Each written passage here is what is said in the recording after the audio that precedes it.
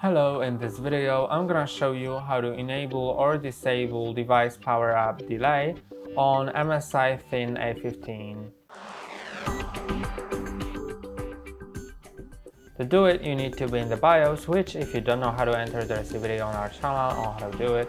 And once that's done, just go to Advanced, USB configuration, then you'll see device power up delay and you can set it to auto or manual, and when it's set to manual you can just I believe you can just click on plus or minus to increase the time between 1 and 30 seconds, but I'm gonna leave it on auto, and when it's set to auto then it will have